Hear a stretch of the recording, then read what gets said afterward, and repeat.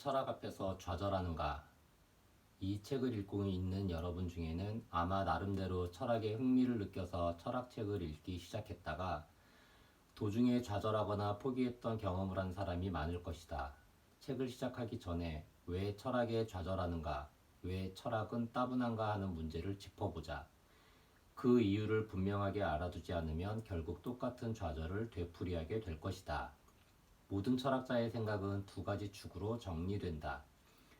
이 책에서는 역사상 모든 철학자의 논고를 다음 두 가지 축에 따라 정리한다.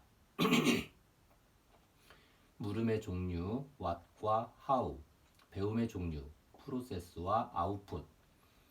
우선 첫 번째 축인 물음의 종류에 관해 생각해보자. 고대 그리스 시대 이후 수많은 철학자가 다양한 사고를 전개해 왔는데 이 모든 사상은 다음 두 가지 물음에 어떻게든 답하려 했던 노력으로 인식할 수 있다. 세상은 무엇으로 이루어져 있는가? what의 물음. 우리는 어떻게 살아가야 하는가? how의 물음. 물건은 무엇으로 만들어졌는가라는 문제에 집중한 고대 그리스의 데모크리토스는 전형적으로 what의 물음에 몰두한 철학자다. 한편 기독교적 관점에서 초급, 곤경이나 어려움을 극복해냄, 옴기니를 염두에 두고 근대인은 어떻게 살아가야 하는가의 문제를 초인의 개념을 통해 풀고자 했던 니체는 전형적으로 하우의 물음에 주력한 철학자다. 왓의 물음에 대한 대답은 시시한 것이 많다. 왜 우리가 철학 앞에서 좌절하게 되는지 곰곰이 생각해보자. 앞서 말한 대로 철학자가 몰두해온 물음의 종류에는 왓의 물음과 하우의 물음 두 가지가 있다. 그런데 과거의 철학자가 왓의 물음에 대해 답한 대부분의 답변들은 현대인의 입장에서 보면 잘못되었거나 옳지만 진부한 경우가 많다. 특히 고대 그리스 철학자들이 왓의 물음에 대해 내놓은 해답은 자연과학에 의해 현재는 거의 모두 부정되고 있다. 이를테면 고대 그리스의 철학자들은 모든 사물이 불, 물, 흙, 공기의 네 가지 원소로 이루어졌다고 생각했지만 이는 원소의 존재를 알고 있는 현대인의 관점으로 볼 때 잘못된 주장일 뿐이다. 철학이라 하면 무언가 심원한 진리가 감추어져 있는 것처럼 느껴지지만 실은 전혀 그렇지 않을 뿐더러 역사에 이름을 남긴 철학자라 해도 그의 주장, 즉 아웃풋 중에는 오류가 엄청 많다는 것을 우리는 안다. 고대 그리스의 철학자들이 왓의 물음에 대해 도출해낸 해답 대부분이 잘못되었거나 적어도 진부하다는 것을 알고 있는 한편으로 초심자를 대상으로 한 철학 교과서는 보통 고대 그리스부터 연대순으로 편찬되어 있다. 여기에 철학 초심자가 좌절하기 쉬운 큰 요인이 도사리고 있다.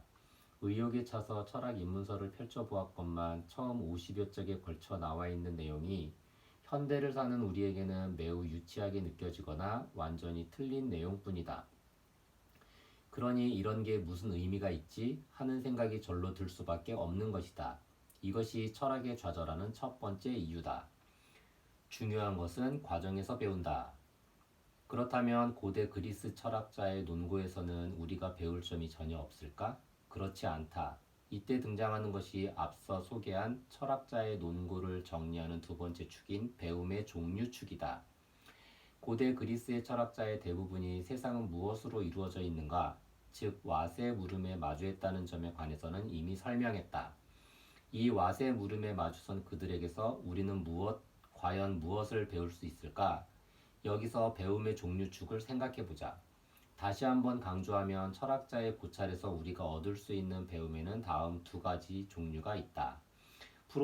프로세스로부터의 배움, 아웃풋으로부터의 배움. 프로세스는 철학자가 최종적인 결론에 이르기까지의 사고 과정과 문제 설정 방법을 가리킨다. 아웃풋은 철학자가 논고의 마지막 부분에서 최종적으로 제안한 해답이나 주장을 말한다. 이를테면 고대 그리스의 철학자들이 다다른 결론인 세상은 네 가지 원소로 이루어져 있다는 아웃풋이다. 그러나 이 아웃풋을 통해 현대에 우리가 배울 수 있는 건 아무것도 없다. 기껏해야 머리 좋은 고대 그리스 철학자들도 이런 헛소리를 잘도 떠들어댔구나라는 걸 알게 될 뿐이다. 하지만 그들이 세상을 관찰하고 생각한 프로세스에 관해서는 관련해서는 그렇지 않다. 프로세스에는 현대를 살아가는 우리에게도 큰 자극이 될 만한 신선한 가르침이 있다. 소크라테스가 등장하기 이전인 기원전 6세기경 고대 그리스 시대에 아낙시만드로스라는 철학자가 있었다. 당시에는 물이 대지를 받치고 있다는 정론이 지배적이었는데 아낙시만드로스는 어느 날 우연한 기회에 이 정론의 의문을 품게 된다. 만약 대지가 물에 의해 지탱되고 있다면 그 물을 지지하는 무언가도 있어야 하지 않을까 하고 생각했던 것이다. 아낙시만드로스는 한층 더 깊이 생각을 발전시켰다. 물을 지지하고 있는 무언가가 있다면 그 무언가를 지탱하고 있는 또 다른 무언가도 있어야 한다. 아낙시만드로스는 생각에 생각을 거듭한 결과 다음과 같이 추론했다. 무엇인가를 지지하는 무언가를 상정하면 무한히 계속되는데 끝없이 존재하는 것은 있을 수 없는 일이다. 결국 지구는 그 어떤 것에 의해서도 지지되고 있지 않으며 허공에 떠 있다고밖에 생각할 수 없다. 아낙시만드로스가 최종적으로 생각해낸 지구는 허공에 떠 있다는 결론은 우리에게는 너무도 당연해서 진부한 소리일 뿐이다. 다시 말하면 아웃풋에서는 배울 것이 없다. 반면 아낙시만드로스가 보여준 지적 태도와 사고 과정, 즉 당시 지배적이었던 대지는 물이 지지하고 있다는 정론을 무조건 받아들이지 않고 대지를 물이 지지하고 있다면 그 물은 무엇이 지지하고 있을까라는 논점을 세워 끈기 있게 사고하고 규명해 나간 태도는 우리에게 매우 큰 시사점을 던져준다. 내용을 정리해보자. 아낙시만드로스가 남긴 논구에 관해 현대 사회를 살아가는 우리는 그 프로세스를 들여다보며 무언가를 배운다. 아웃풋, 즉 최종적인 결론은 마치 생선회 접시에 장식으로 쓰인 식재료 같은 것이어서 거기엔 배울 만한 핵심이 없다. 그러나 사고 과정의 묘미를 맛보지 않고서는 아낙시만드로스는 지구가 허공에 떠 있다고 주장했다는 결론을 아는데 그쳐 그런 거 당연하잖아. 이런 당연한 이야기를 듣는데 시간을 썼다니 하는 감상밖에 떠올릴 수 없다. 이런 걸 배우는데 대체 무슨 의미가 있는 거지? 라고 생각하게 되는 것이 당연한 수순이다. 아낙시만드로스 외에도 프로세스에서 배울 점은 풍부하지만 아웃풋에서는 배울 게 거의 없는 철학자들이 많다. 데카르트가 그 전형적인 예다. 데카르트는 나는 생각한다, 고로 존재한다라는 유명한 말을 남겼다. 이 말은 아무리 옳은지 그른지 의심한다 해도 지금 여기에서 사고하는 나의 정신이 있다는 사실만은 부정할 수 없다는 의미인데 현대사회에서 평범하게 시민으로서 생활하고 있는 우리가 느닷없이 이런 말을 듣는다면 아 그거야 그렇죠라는 심심한 반응 정도밖에 보일 수 없다. 이와 같이 아무리 유명한 데카르트의 말과 생각이라 해도 아웃풋에서는 그다지 얻을 만한 배움이 없을 수 있다. 나는 생각한다, 고로 나는 존재한다가 중요하지 않은 이유. 프로세스의 관점에서 보면 데카르트의 경우도 아낙시만드로스와 마찬가지로 사고 과정에서 배울 점이 풍부하다. 평론의 신이라 불리는 고바야시 히데오는 데카르트의 방법 서설이 데카르트의 자서전과 다름없다고 단언했다. 나는 이렇게 의심하고 또 생각해 왔다는 고찰의 역사를 기록한 책이라는 것이다. 정말 날카로운 지적이다. 우리는 데카르트가 어떻게 고민하고 생각하여 마침내 나는 생각한다, 고로 나는 존재한다는 결론에 이르렀는지를 알므로써 비로소 데카르트의 철학을 배운다. 그렇다면 초심자를 대상으로 한 교과서에 그 고찰 과정이 소개되어 있을까? 절대 그렇지 않다. 정도의 차이는 있지만 대부분의 정통 교과서는 데카르트가 남긴 나는 생각한다, 고로 나는 존재한다는 유명한 아웃풋을 소개하고 이 아웃풋이 얼마나 대단한지를 아주 간단히 언급하는 수준이다. 냉정하게 말하면 이런 이야기는 전문가들끼리만 통할 뿐 보통 사람들은 도통 이해할 수 없다. 바로 여기서도 초심자로 하여금 철학에 향했던 관심을 오랫동안 유지하지 못하고 중도에 포기하게 하는 중요한 요인을 찾아볼 수 있다. 저명한 철학 교수가 이 부분은 매우 중요하다라고 아무리 강조한들 왜 중요한지 도무지 이해할 수 없다면 철학은 아무래도 나와는 맞지 않는다는 결론에 도달할 수밖에 없다. 학문을 지속적으로 학문을 지속하는 데 반드시 필요한 지적 흥미가 솟아날 리 만무하다. 초심자가 철학에 쉽게 좌절하는 이유는 철학자가 남긴 아웃풋을 서둘러 습독하고 싶지만 아웃풋이 너무 진부하거나 잘못된 내용이어서 배우는 의미를 전혀 실감할 수 없기 때문이라고 할 수 있다. 초심자는 아무래도 쉽고 빠르게 배우고 싶어 한다. 당연히 핵심만 얼른 배우길 원하니 결과적으로 진정한 배움의 의미를 이해하지 못한 채 좌절한다. 시간을 그리 많이 투자할 수밖에 없는 초심자이기에 성급히 이해하려 하지만 이러한 태도로 철학에 다가서면 결국 좌절만 할 뿐이다. 일종의 딜레마다. 특히 이 문제는 고대 그리스의 철학자에 전형적으로 해당하는 문제이며 그런 연유로 이 책에서는 대부분의 철학 입문서가 사용하고 있는 역사라는 편집축을 사용하지 않는다고 이미 말했다. 위에서 말한 전철을 밟지 않으려면 느닷없이 아웃풋만을 알고 싶다거나 가르쳐주고 싶다는 욕구를 억누르고 오히려 그 아웃풋을 주장하는 데까지 다다른 사고과정 혹은 문제에 마주한 태도 등을 이야기식으로 간략하게 소개하는 것이 중요하다. 나는 지적 전투력을 극대화하는 50가지 철학, 사상이 그러한 사고과정과 태도를 간접 체험하게 해주는 교두보 역할을 하리라 기대하며 이 책을 써내려갔다. 이제 하나씩 소개해 보겠다. 2부 지적 전투력을 극대화하는 50가지 철학, 사상 1장 사람에 관한 핵심 콘셉트 왜 이 사람은 이렇게 행동할까? 1. 타인의 시기심을 관찰하면 비즈니스 기회가 보인다. 르상티망, 프리드리히 니체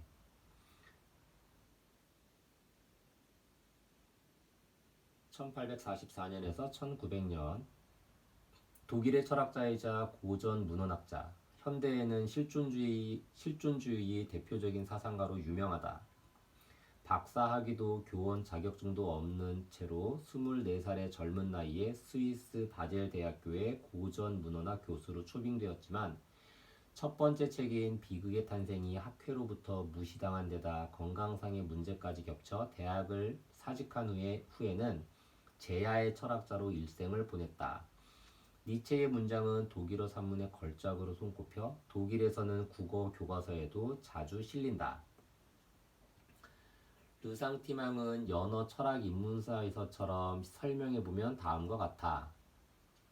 약한 입장에 있는 사람이 강자에게 품는 질투, 원한, 증오, 열등감 등이 뒤섞인 감정. 한마디로 시기심이라고 할 수 있는데 니체가 제시한 르상티망은 우리가 시기심이라고 여기지 않는 감정과 행동까지도 포함한 조금 더 폭넓은 개념이다. 이솝우화에 여우와 신포도 이야기가 있다. 여우가 먹음직스러운 포도를 발견했지만 아무리 애를 써도 손이 닿지 않는다. 결국 이 여우는 이 포도는 엄청 신게 분명해. 이런 걸 누가 먹겠어? 라며 가버렸다. 이는 르상티망에 사로잡힌 사람의 전형적인 반응을 보여준다. 여우는 손이 닿지 않는 포도에 대한 분한 마음을 저 포도는 엄청 시다라고 생각을 바꿈으로써 해소한다. 니체는 바로 이 점을 문제로 삼아 우리가 갖고 있는 본래의 인식 능력과 판단 능력이 르상티망에 의해 왜곡될 가능성이 있다고 지적했다. 르상티망에 사로잡힌 개인은 그 상황을 해결하기 위해 다음과 같은 반응을 보인다. 르상티망의 원인이 된 가치 기준에 예속, 복종한다.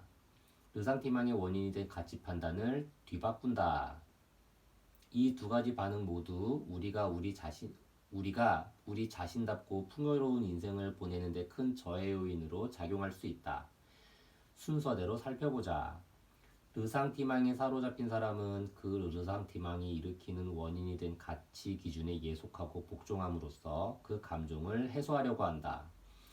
주위의 모든 사람이 명품 가방을 갖고 있는데 자신만 없는 상황을 상상해보자. 물론 누군가는 명품 가방이 자신이 정말로 원하는 물건이 아니며 자신의 라이프 스타일과 가치관에는 맞지 않는다고 생각하겠지만 실제로는 같은 수준의 명품 가방을 구입함으로써 자신이 품고 있던 르상티망을 해소하는 사람이 적지 않다.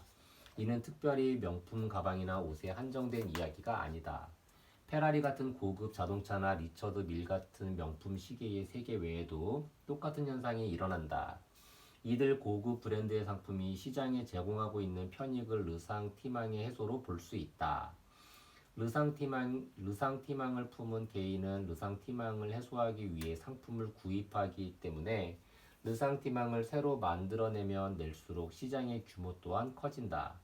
명품 의류 브랜드나 고급 자동차 회사가 매년 새로운 컬렉션과 새로운 모델을 선보이는 이유는 르상티망을 꾸준히 만들어내기 위해서다. 최신 상품을 끊임없이 시장에 내보냄으로써 오래되거나 유행이 지난 물건을 갖고 있는 사람들에게 새로운 르상티망을 주입하는 것이다. 르상티망에는 제조 원가가 없기 때문에 아이디어만 있다면 원하는 만큼 얼마든지 만들어낼 수 있다. 무한으로 만들어낼 수 있는 것에 비싼 값을 매김으로 돈을 못 벌 수가 없다. 물건이 넘쳐나 포화 상태임에도 오늘날 명품 시장이 대체로 호조를 보이는 이유는 바로 업계 관계자들이 극히 교묘하게 르상티망을 지속적으로 만들어내고 있기 때문이다. 격차에 관해서는 이 책의 다른 글에서 자세히 살펴보겠지만 현대인은 유독 평등에 민감한 감각을 가지고 있어서 약간의 차이에도 르상티망을 품게 될 가능성이 있다. 그렇게 만들어진 르상티망은 상징을 구입하는 형태로 회수되는데 그리하여 명품 브랜드의 판매 실적은 경제 저성장 사회에서도 꾸준히 상승세를 그린다. 하지만 당연히 이러한 형태로 르상티망을 계속 해소한다 해도 자신다운 인생을 살아가기란 쉽지 않다. 르상티망은 사회적으로 공유된 가치 판단에 자신의 가치 판단을 예속 또는 종속시킴으로써 이루어진다. 자신이 무언가를 원할 때 그 욕구가 진짜 자신의 순수한 마음에서 비롯된 것인지 혹은 타인이 불러일으킨 르상티망에 의해 가동된 것인지를 판별해야 한다. 지금까지 르상티망에 사로잡힌 사람이 전형적으로 나타내는 반응, 즉 르상티망의 원인이 된 가치 기준에 복종하는 일의 위험성을 지적했다. 이번에는 르상티망의 원인이 된 가치 판단을 바꾸는 일의 위험성에 관해 고찰해보자. 니체가 르상티망 문제를 다룬 것도 바로 이 두 번째 반응 때문이었다. 니체에 의하면 르상티망을 갖고 있는 사람은 대부분 용기와 행동으로 사태를 호전시키려 들지 않기 때문에 르상티망을 발생시키는 근원이 된 가치 기준을 뒤바꾸거나 정반대의 가치 판단을 주장해서 르상티망을 해소하려고 한다. 니체는 대표적인 예로 기독교를 들었다. 니체에 따르면 고대 로마 시대의 로마 제국의 지배 아래에 있던 유대인은 줄곧 빈곤에 허덕였고 부와 권력을 거머쥔 로마인, 즉 지배를 선망하면서도 증오했다. 하지만 현실을 바꾸기도 로마인보다 우위에 서기도 어려웠던 그들은 복수를 위해 신을 만들어내 로마인은 풍요로운데 우리는 가난으로 고통받고 있다. 하지만 천국에 갈 수 있는 것은 우리 쪽이다. 부자와 권력자들은 신에게 미움받고 있어서 천국에는 갈 수 없다는 논리를 세웠다. 니체는 신이라는 로마인보다 상위에 존재하는 가공의 개념을 창조함으로써 현실 세계의 강자와 약자를 반전시켜 심리적인 복수를 꾀한 것이라고 설명한다. 이는 르상티망의 원인이 된 열등감을 노력이나 도전으로 해소하려 하지 않고 열등감을 느끼는 원천인 강한 타자를 부정하는 가치관을 끌어내 자신을 긍정하려 한 사고관이다. 오늘날 현대사회에서도 이런 사고관을 심심찮게 찾아볼 수 있다. 예를 들어보자. 고급 프렌치 레스토랑에 갈 필요 없어. 파스타 체인점으로 충분해. 그저 순수하게 별뜻 없이 한 말이라 생각할지 모르지만 실은 그렇지 않다. 이 주장에는 고급 프렌치 레스토랑은 격이 높고 파스타 체인점은 격이 낮다는 가치관을 일부러 뒤집어 보이려는 의도가 내포되어 있기 때문이다. 우선 애초에 고급 프렌치 레스토랑 같은 건 존재하지 않는다. 최근에 편집된 미슐랭 가이드 도쿄 2018을 보면 별 3개나 별 2개를 받은 프렌치 레스토랑들이 소개되어 있는데 실제로 가보면 바로 알 수 있듯이 레스토랑마다 분위기와 나오는 요리는 서로 완전히 다르다. 당연히 칸테상스는 무척 좋아하지만 로비숑은 좀 하고 평가하는 게 가능하며 고급 프랑스 요리라고 일괄적으로 묶어서 좋고 나쁨을 비교하는 것은 적절치 않다. 고급 프렌치 레스토랑이라고 불리는 가게들은 이미지 세계에만 존재하는 추상적인 상징에 불과하다. 추상적인 상징과 실제 레스토랑을 비교해 어느 쪽을 좋아하고 싫어하느냐고 논의할 수는 없는 노릇이므로 처음부터 이러한 비교는 무의미하다. 그렇다면 왜 누군가는 고급 프렌치 레스토랑에 갈 필요 없어? 파스타 차이점으로 충분해 같은 공허한 주장을 하는 걸까? 마음속 깊은 곳에 고급 프렌치 레스토랑은 격조 높은 음식점이며 그곳에 모인 사람들은 세련된 취미와 미각을 갖고 있다는 일반적인 가치관, 더 노골적으로 표현해서 고급 프렌치 레스토랑에서 식사하는 사람은 성공한 사람이다는 가치 판단을 뒤엎고 싶다는 르상티망이 꿈틀거리고 있기 때문이다. 이 같은 주장을 하는 사람들은 자신은 허황된 가치관에 물들어 있지 않으며 시대를 앞서가는 쿨한 사람이라고 도취되어 있을 확률이 큰데, 만약 그렇다면 솔직하게 나는 고급 프렌치 레스토랑에는 별로 가본 적이 없지만 파스타 체인점도 아주 맛있어 라고 하면 될 것이고, 더 나아가 단순히 나는 파스타 체인점을 더 좋아해 라고 하면 될 일이다. 그런데 왜 그렇게 말하지 않는 걸까? 이유는 간단하다. 그렇게 말해서는 자신의 르상티망이 해소되지 않기 때문이다. 추상적인 상징에 지나지 않는 고급 프렌치 레스토랑이라는 개념을 끌어내 파스타 체인점과 가치를 비교하거나서 자신은 후자를 좋아한다고 주장하는 것은 전자를 좋아하는 사람들보다 자신이 우위에 있다는 것을 내세우는 데 중점을 둔 행동이다. 이는 르상티망에 사로잡힌 사람은 르상티망의 원인이 된 가치 판단을 뒤바꾸려고 한다는 니체의 지적과 완전히 일치한다. 니체의 주장을 덧붙이자면 르상티망을 가진 사람은 르상티망에 기인한 가치 판단의 역전을 제시하는 언론 등에 의지하는 경향이 있다. 니체는 마음이 가난한 사람은 행복하다고 설파한 성서를 그 전형적인 콘텐츠로 꼽는다. 그 밖에 노동자는 자본가보다 뛰어나다고 주장한 공산당 선언도 같은 맥락이다. 성서와 공산당 선언 모두 전 세계에 폭발적으로 보급되었다는 사실을 생각하면 르상티망을 품은 사람에게 가치의 역전을 제안하는 것을 일종의 킬러 콘셉트로 볼 수 있을지도 모른다. 성서의 애독자이기도 한 니체는 성서의 애독자이기도 한 나는 니체의 지적에 모두 수긍하지는 않는다. 그러나 이 책에서 소개하고 있는 고대일의 철학자의 저서를 비롯한 수많은 킬러 콘텐츠들에 당시 중요했던 가치 판단을 역전한 내용이 포함되어 있다는 점은 부정하지 않는다. 이러한 가치 판단의 역전이 단순히 르상티망에 기인한 것인지 더 숭고한 문제의식에 뿌리를 둔 것인지 우리는 잘 판별해야 한다. 그러려면 르상티망이라는 복잡한 감정과 그 감정이 불러일으키는 말과 행동의 유형을 반드시 알고 있어야 한다. 부를 경멸하는 것처럼 보이는 사람들을 너무 신용하지 않는 것이 좋다. 부를 얻을 가망이 없는 사람들이 부를 경멸하기 때문이다. 그러한 사람들이 부를 얻게 되면 그들만큼 상대하기 곤란한 사람은 없다. 프랜시스 베이컨의 베이컨 수상록. 2. 우리는 모두 가면을 쓰고 살아간다. 페르소나. 카를 구스타프 융 1875년에서 1961년 스위스의 정신과 의사이자 심리학자. 초기에는 프로이트에게 가르침을 받았으나 머지않아 결별했고 그 후 독자적인 연구를 통해 분석 심리학을 창시했다. 카를 구스타프 융의 연구는 심리학뿐만 아니라 인류학, 고고학, 문학, 철학, 종교 연구에도 큰 영향을 미쳤다.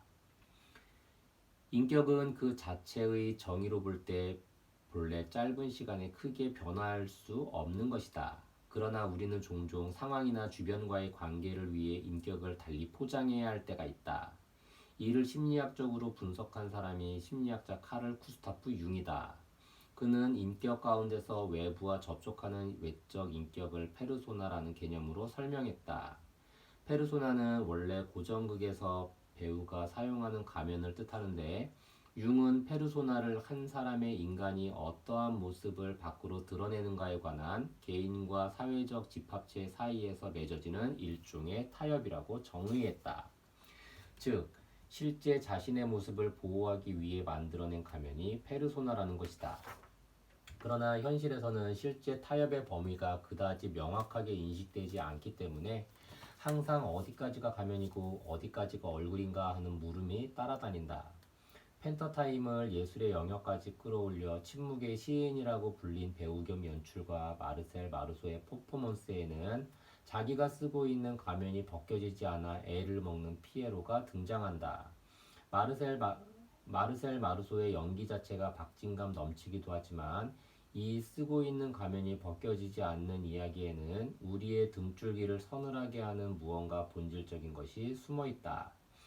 이탈리아의 유명한 작곡가 레온 카발로의 팔리아치는 이탈리아에서 실제로 일어났던 사건을 소재로 한 오페라인데 극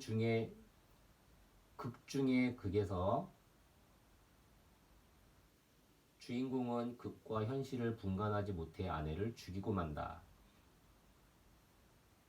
이는 마르셀 마르소의 퍼포먼스와는 반대로 본래 가면을 쓰고 지내야 하는데 자신도 모르게 그만 얼굴을 노출시키고만 상황이 얼마나 큰 위험을 불러올 수 있는가를 보여준다. 가면과 맨 얼굴의 경계가 애매해진다는 모티브에 우리가 끌리는 이유는 자기 정체성이나 인격이 실제로는 매우 취약하며 외부 환경에 따라 왜곡되기도 하고 감추고 싶었던 무의식이 표출될 염려가 있다는 사실을 우리가 인식하고 있기 때문이다. 나 역시 소속된 조직의 분위기에 따라 나의 실제 성격과는 다른 가면을 썼던 시절이 있었다. 나중에 돌이켜보니 그다지 행복하지 않았던 시간이었다. 나와 가깝게 지내는 사람들은 내가 매우 중립적이고 계층이나 계급을 싫어하며 합리적인 개인주의자로 근성론과 감정론에 치우친 전체주의를 혐오한다는 사실을 잘 알고 있다. 그런 내가 계층의식이 매우 강하고 군대처럼 권위주의적인 행동 양식을 요구하는 회사, 또 근성론과 전체주의가 합리성에 앞서는 회사에 소속되어 일하면서 조직의 영향을 받지 않고 계속 나답게 행동하기란 무척 어려웠다. 무서운 것은 나답지 않은 말과 행동을 하면서도 나 자신은 그 사실을 전혀 깨닫지 못했다는 사실이다. 20대 후반 무렵 본가를 찾아갔을 때 내가 거래처 담당자와 통화하는 소리를 들은 어머니가 전혀 너 같지 않다라며 놀란 적이 있다. 그렇게 나 자신이 변하고 있었다는 사실 자체에 나 또한 놀랐다. 지금에 와서는 그 당시 내가 본래 나의 모습과 상당히 다른 가면을 무리해서 쓰고 있었다는 것을 알지만 당시에는 어머니에게 지적받기 전까지 전혀 깨닫지 못했다. 이렇게 생각하면 자신이 쓰고 있는 가면, 즉 페르소나와 진짜 자신과의 불일치가 부정적으로 느껴지겠지만 사실상 모든 일이 그렇게 단순하지는 않다. 사람의 인격은 다면적이어서 우리는 실제로 어떤 장소에서 걸치고 있던 페르소나를 다른 장소에서는 또 다른 페르소나로 바꿔 쓰면서 어떻게든 인격의 균형을 유지해 살아간다. 인간이 어느 정도 마음 편히 살아가고자 한다면 일종의 다중인격도 필요하지 않을까? 하지만 한 테크놀로지의 등장이 이를 무척 어렵게 만들고 있다. 바로 휴대전화다. 사람은 소속된 회사나 학교, 가정, 친구관계 또는 동호회나 사교 모임 등과 같은 여러 커뮤니티 속에서 다양한 입장과 역할을 갖고 있게 마련이지만 그들은 반드시 일관된 정체성을 지니고 있는 것은 아니다. 낮에는 부하들을 강압적으로 밀어붙이는 무서운 임원이 밤에는 친구들과 모여 노래방에서 신나게 놀고 있을지도 모르는 일이다. 어느 곳에서나 똑같은 인격을 유지하는 것은 상당히 어려운 일이지만 그렇기 때문에 사회가 성립되고 유지되어 온 측면도 없지 않다. 이렇게 서로 다른 입장이나 역할을 종적인 사일로 기업 내의 어떤 부문이나 부서가 외부와 정보를 공유하거나 연계하지 않고 독자적으로 업무를 수행하는 고립된 상태를 말하는데 여기서는 개인이 속한 다양한 입장과 소속, 즉 여러 개의 페르소나를 뜻함. 옮기니 라고 생각할 경우 그 사일로를 횡적으로 연계시키지 않는 것이 좋다. 사일로 자체는 자신이 만들고자 해서 만드는 경우도 있는가 하면 인생의 자연스러운 흐름에 따라 어느 사이엔가 만들어진 것도 있다. 반드시 모든 사일로를 충분히 납득하고서 갖고 있는 것은 아니다. 하지만 그 사일로들이 전체적으로 균형을 이룸으로써 사람이 인격의 균형을 유지하고 있는 것이다. 그런데 휴대전화가 등장하면서 사일로의 강력한 횡적 연계가 시작된 듯하다. 가령 집단 따돌림은 아마도 고대부터 있었을 텐데 요즘에 와서 특히 문제의 심각성이 커진 이유는 아이들이 학교와 가정이라는 두 개의 사일로를 구분해 행동하지 못하는 데 있다. 집단 따돌림을 당하는 아이는 학교에서 아무리 심한 일을 당해도 집에 돌아오면 물리적으로나 심리적으로 학교와는 일단 거리를 두어야 한다. 그런데 휴대전화라는 가상의 횡적 연계 매체가 학교라는 사일로에서 심리적으로 분리되기를 바라는 아이에게 그런 상황을 허용해주지 않는다. 이는 회사원이 가정과 직장, 그리고 개인이라는 세 가지 인격 요소, 융식으로 말하면 틀림없이 페르소나인데, 를 구분해서 생활하기가 어려워진 것과도 같은 현상이다. 물리적으로 어느 장소에 있든 또한 어떤 사회적 입장에 있든 회사원으로서의 페르소나와 가정의 일원으로서의 페르소나가 따라다닌다. 이렇게 되면 여러 개의 사일로 사이에서 균형을 맞춰 잘 살아가야 할 인류가 고대에서부터 지속해온 생존 전략 자체의 기능을 잃게 되는데 사실 이는 생각보다 훨씬 심각한 문제다. 만약 이대로 계속 흘러간다면 다다르게 될 결론은 단순하다. 여러 개로 분산되어 있는 사일로를 균형 있게 유지하던 전략이 더 이상 기능을 못하고 사일로가 하나하나 쇠퇴해 간다. 따라서 마음에 들지 않은 사일로나 스트레스 수치가 높은 사일로에서부터 차츰 도망치게 된다. 도망친다는 키워드는 앞으로의 인생 전략을 새로 구상하는 데 중요한 키워드다. 이에 관해서는 프랑스의 철학자인 질 들레즈가 주장한 개념인 파라노이아와 스키조프레니아를 소개할 때 다시 한번 살펴보겠다. 3. 성과급으로 혁신을 유도할 수 있을까? 예고된 대가. 에드워드 대시 1942년부터 사회심리학자, 미국 로체스터 대학교 교수, 자발적 동기가 미치는 학습과 창조성에 관해 큰 업적을 남겼다. 저서로 마음의 작동법 등이 있다. 오늘날 혁신은 많은 기업가들의 가장 중요한 과제다. 개인의 창조성과 혁신의 관계는 그리 단순하지 않다. 개인의 창조성이 높아졌다고 해서 당장 혁신이 일어나는 것은 아니지만 어찌되었든 개인의 창조성이 혁신의 중요한 필요 조건 중 하나라는 사실은 논할 여지가 없다.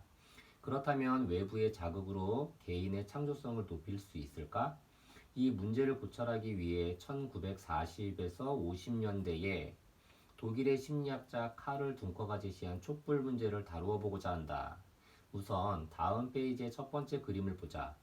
촛불 문제는 테이블 위에 촛농이 떨어지지 않도록 초를 벽에 붙이는 방법을 생각해내는 것이다.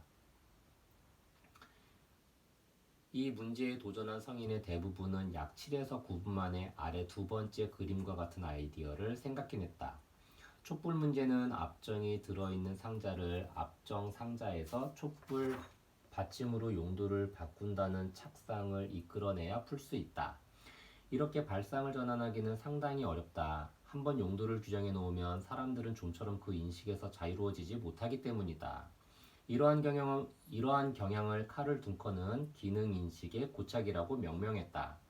생각해보면 펠트펜은 유리로 된 병에 들어있는 펠트에 유색 휘발유가 스며들어 있기 때문에 물성이 알코올 램프와 거의 같다. 그래서 실제로는 어둠 속에서 훌륭한 램프로 사용할 수 있지만 보통 사람들에게는 그러한 발상의 전환이 좀처럼 일어나지 않는다는 사실을 둥커는 이 실험을 통해 증명했다.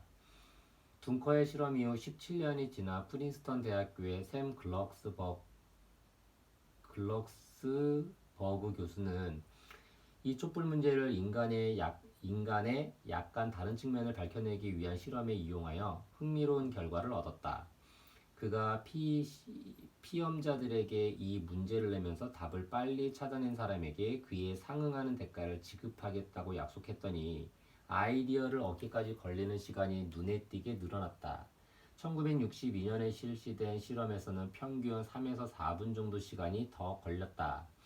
다시 말해 대가를 지급하기로 약속한 결과 창조적으로 문제를 해결하는 능력이 향상되기는커녕 오히려 저하되었다. 교육 심리학에서는 이 외에도 다양한 실험으로 대가, 즉 예고된 대가가 인간의 창조적인 문제 해결 능력을 현저히 훼손한다는 사실을 밝혀냈다. 그 가운데 유명한 실험을 하나 예로 들자면 에드워드 대시 교수와 리처드 퀘스트너 교수, 리처드 라이언 교수의 연구를 꼽을 수 있다. 그들은 대가가 학습에 미치는 영향에 대한 128건의 연구에 메타 분석, 단일 주제를 조사한 많은 연구물의 결과를 객관적으로 종합해 고찰하는 연구 기법, 옮기니를 실시했다. 이 실험의 결과로 그들은 과정의 어느 단계에서든 대가를 예고하면 이미 재미를 느껴 몰입해 있는 활동에 대한 자발적 동기가 저하된다는 결론을 얻었다.